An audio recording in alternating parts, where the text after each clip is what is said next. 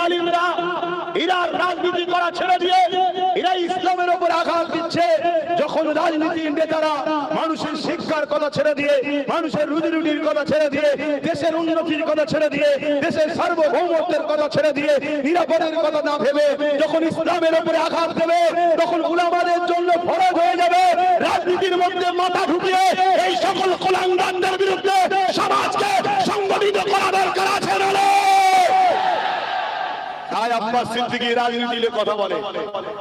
Hello guys, back to my new blog. तो आज আমরা যাচ্ছি সৈয়দপুর। তো না আব্বাস সিদ্দিকীর বক্তব্য রয়েছে, যাচ্ছি আমরা। তো আমরা এখন গাড়িতে উঠে যাচ্ছি। এবার আমাদের ড্রাইভারদেরকে দেখাই, দেখতেই পাচ্ছ। তো চলো। তো বন্ধুরা, কিছু করার নেই, আমরা রাস্তায় ছিলাম, আমাদের গাড়ি এখন পাংচার হয়ে গেছে। দেখো এখন আছি মেকানিক দোকানে, দেখতে পাচ্ছ আমাদের গাড়ি পাংচার হয়ে গেছে।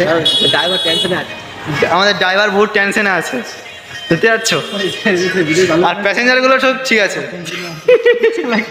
তো গাইস, পুরো 1 ঘন্টা পর আমাদের গাড়ি সারানো হয়েছে, দেখতে পাচ্ছ পিছনে লাল কালারের গাড়িটা।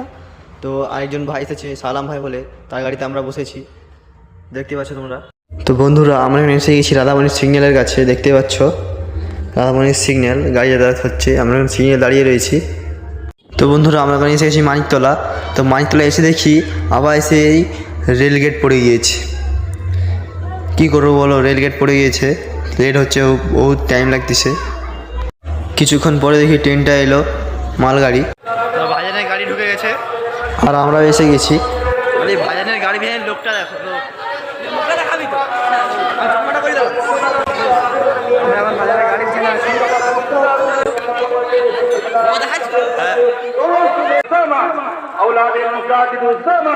আমাদের সকলের প্রিয় বড় ভাইজান আমাদের সকলের প্রিয় বড় ভাইজান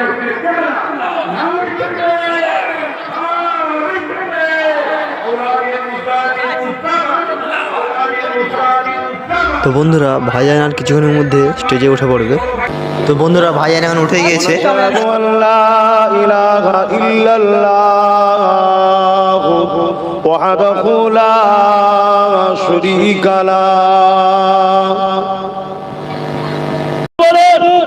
এই জালিমরা এরা রাজনীতি করা ছেড়ে দিয়ে এরা ইসলামের উপর আঘাত দিচ্ছে।